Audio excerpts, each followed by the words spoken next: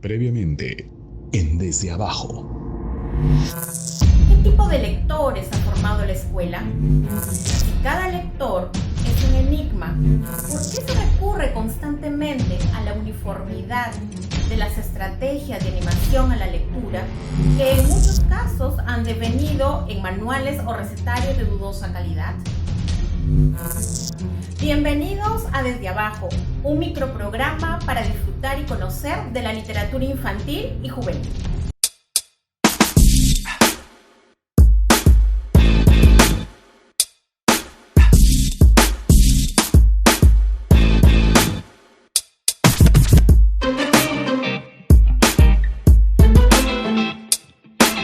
En las primeras décadas en el siglo XX en Europa empiezan a gestarse movimientos sociales y culturales que abogan por una biblioteca no solamente destinada a la satisfacción de las necesidades de una élite intelectual, social y cultural. Es en los años 50 y 60 cuando empiezan a escucharse voces sobre las ideas de promoción de lectura, lectura por placer y la expansión de la cultura letrada a otras capas sociales. Así, en 1965 se inaugura en Clamart, Francia, la biblioteca La Joie par le Livre, que para la época representaba una gran novedad, ya que estaba destinada íntegramente a los niños y jóvenes.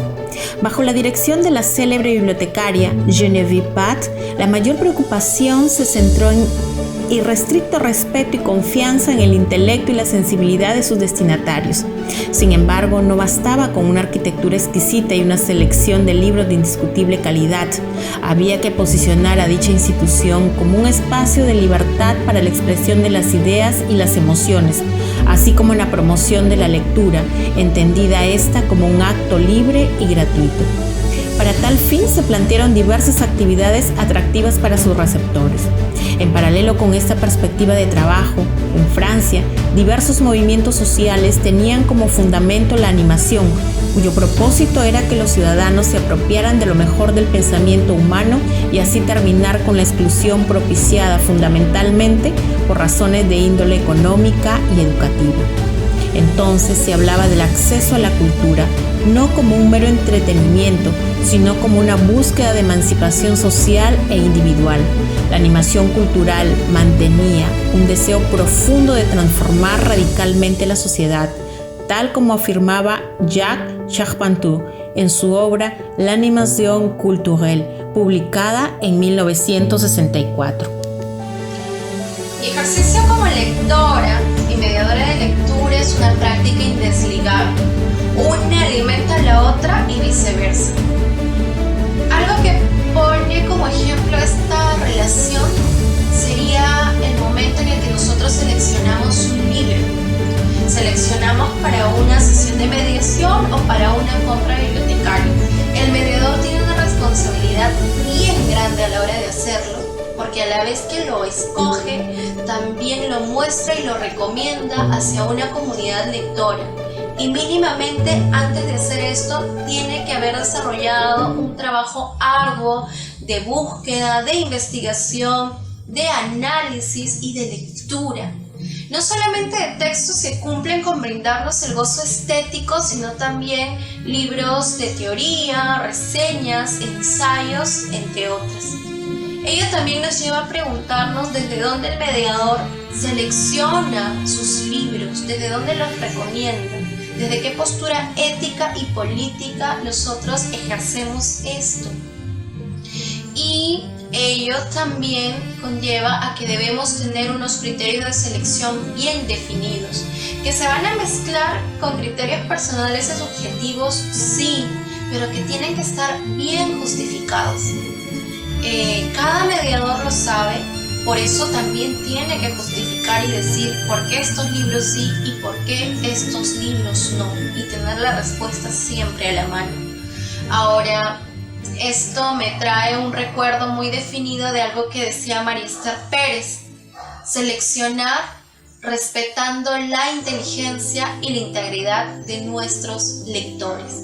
De philosophie. Il ne nous a semblé qu'il était important de poser cette question si nous voulions proposer une image. Todo este movimiento se reafirmó en 1973, cuando en el libro La reproducción, publicado en 1973, de los sociólogos Pierre Bourdieu y Jean-Claude Passeron, aparece el concepto de capital cultural, el mismo que sostiene que las prácticas culturales de las personas están influidas por la interiorización inconsciente de esquemas cognitivos, valóricos y afectivos, cuya reproducción está a cargo principalmente por la familia y la escuela. El valor de dichos bienes estaría en función de la distancia entre la cultura impuesta dominante y la cultura inculcada por la familia en los diferentes grupos o clases. Esto significa que las personas con mayor educación formal, más recursos económicos y un origen social más elevado tendrán un comportamiento cultural que podríamos entender como más sofisticado o más refinado. Por tanto, había que intervenir y mediar para que los grupos menos favorecidos se apropien del capital cultural que hasta ese momento se les había negado. Es en el encuentro entre la animación sociocultural, las actividades de las bibliotecas para niños, la educación popular y la investigación en el campo de la sociología de la educación, nace lo que posteriormente se denominó animación a la lectura, locución que comenzó a extenderse en la década de los 70 del siglo XX. Hola, mi nombre es Katia Huertas, soy mediadora de lectura de la Gran Biblioteca Pública de Lima. La relación que existe entre la mediación de lectura y mi ejercicio como lectora es muy íntima. Con la mediación de lectura puedo compartir textos que a mí me han fascinado, textos que en mí han generado diversas emociones. Puedo ver y descubrir qué generan estos textos tanto en adultos y niños. Por ello, la mediación de lectura es una parte fundamental de mi vida. Yo descubrí quién soy desde que descubrí que podía ser mediadora de lectura.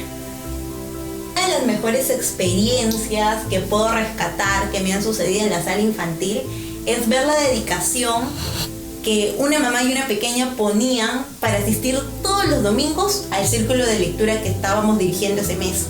La señora me contaba que a veces era muy difícil levantarse temprano para poder llevar a la pequeña al círculo de lectura en la Gran Biblioteca Pública de Lima desde un distrito muy alejado, pero lo hacía porque ella estaba muy emocionada con el libro que estábamos leyendo y siempre quería saber qué sucedía en el siguiente capítulo.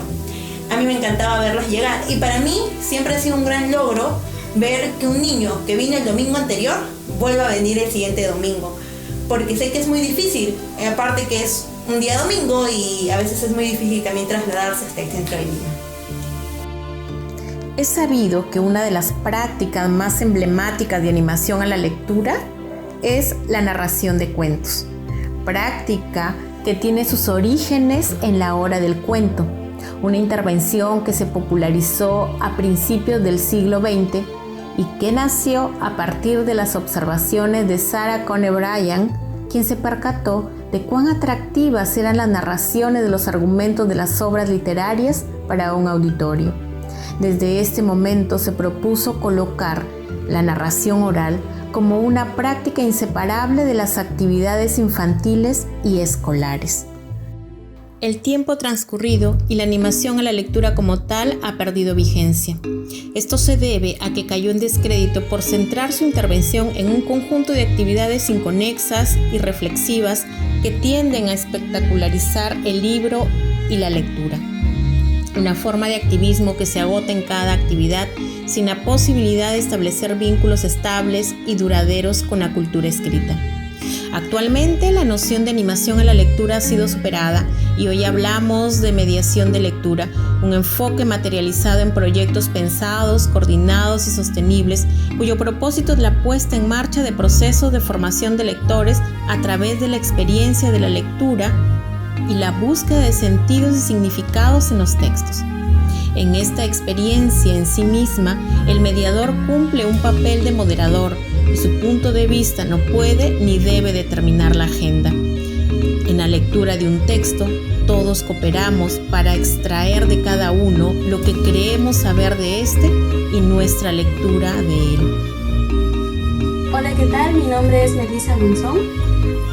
Y bueno, una experiencia sobre un lector. Yo asisto a una biblioteca en el centro poblado de Santo Domingo, en el distrito de Laredo, que queda aquí en Trujillo. Y cuando nosotros llegamos a esta biblioteca infantil que construimos, nos dimos cuenta que no todo es contarle la historia a un niño y ya. A los niños hay que acercarlos a la lectura de otras formas. Y cuando nosotros llegamos, nos dimos con la sorpresa de que habían niños muy inquietos, que solamente querían jugar y que de repente la lectura no estaba en una de sus prioridades. Sin embargo, ya con semanas y algunos meses de trabajo, fue bastante bonito ver que había un niño que al comienzo se comportaba de una manera un poco grosera, incluso con sus palabras. En un momento que los dejamos solos en la sala de lectura, cuando regresamos lo vimos con el libro en las manos y que le estaba leyendo a los más chiquititos que habían acudido a la biblioteca. Entonces, esa es una experiencia que marca muchísimo porque nos damos cuenta de cómo la lectura sí estuvo influenciando en este niño. Y este ejemplo fue seguido por sus otros compañeros, ya que a partir de ese día, todos los domingos, los niños se leían entre ellos, se juntaban en parejas, o le leían a los más chiquitos o a los chicos de su edad, y empezaron a gustarles porque ya nadie le decía te recomiendo este libro u otro, sino que ellos mismos se acercaban a los estantes y cogían el libro que era de su interés. A una niña le encantaba la historia de los 7 tremendos cabritos y aprovechaba todos los domingos que llegaba algún niño para contársela, y se reunían en círculos para poder buscar a los 7 cabritos dentro de la imagen. Entonces todas esas cosas nos dicen de que sí se puede iniciar en la lectura siempre y cuando hagamos un trabajo bastante arduo con ellos. Eso es todo, muchas gracias. En nuestro país es indudable el avance de la promoción de lectura entendida como política pública de lectura y escritura. En el ámbito escolar, uno de sus instrumentos implementados por el Ministerio de Educación son los planes de lectura surgidos en el 2006, que aún con sus limitaciones y carencias, ha tratado de posicionar la lectura de obras literarias desde el enfoque de la mediación de lectura. En el espacio no escolar y desde la instancia estatal, tenemos la Sala Infantil Cota Carvalho de la Casa de la Literatura Peruana, con una atención privilegiada a la primera infancia, con su programa de bebetecas y diversas sesiones de mediación de lectura. La Sala Infantil de la Gran Biblioteca Pública de Lima cuenta con un círculo de lectura literaria para niños, así como otras actividades de mediación cultural en la línea de la antropología y la arqueología dirigidas también al público infantil. Algunas bibliotecas municipales también cuentan con salas para niños y una variada oferta cultural para dicho público. En la esfera de la autogestión tenemos las bibliotecas comunales como la Biblioteca Fitecantropus ubicada en Comas, Lima, la Biblioteca Galvez Ronceros ubicada en Chincha, Ica, y el caso particular de la Biblioteca Escolar Cuentos del Bosque, promovida por la Asociación Cultural Chisco de Laredo en Trujillo. En el campo de la formación que tiende a la profesionalización del mediador de lectura, tenemos la Cátedra de Lectura, Escritura y Bibliotecas, impulsada por el Ministerio de Cultura y reconocida por CERLAC. En la esfera académica, la Universidad Católica Sede Sapiente imparte una maestría en literatura infantil y juvenil, cuyo fin es formar especialistas en dicho campo literario. Como parte también de la política pública, el Ministerio de Cultura promueve el fortalecimiento del sector del libro y la lectura a través de los estímulos económicos a la lectura. Otro ámbito que no podemos dejar de mencionar es el de las librerías especializadas en literatura infantil y juvenil o que cuentan con una oferta atractiva. Así tenemos la librería Lupas, la sección infantil y juvenil de Ibero Librerías y la sección LIG del Fondo de Cultura Económica con sus prestigiosos sellos A la orilla del viento y A través del espejo.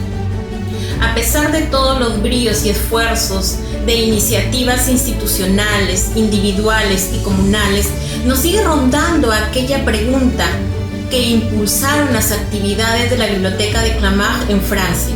¿Cómo hacer para atraer a los lectores hacia la biblioteca? no a aquellos asiduos y convencidos, sino a aquellos para quienes el libro y la lectura siguen teniendo una fuerte investidura de poder. No hay recetas, no hay manuales, ni tampoco estrategias unívocas para formar lectores. Nos queda asirnos a la rigurosidad de las investigaciones y nos queda también sostenernos en aquellas prácticas exitosas de promoción de lectura. En estos momentos en que vivimos una crisis muy aguda, donde el libro podría parecer un objeto superfluo, desde este espacio refrendamos la propuesta de Michelle Petit, que nos dice que entre más difícil es el contexto, entre más violento, más vital resulta mantener espacios para el respiro, el ensueño, el pensamiento, la humanidad. Espacios abiertos hacia otra cosa, relatos de otros lugares, leyendas o ciencias. Espacios donde volver a las fuentes, donde mantener la propia dignidad.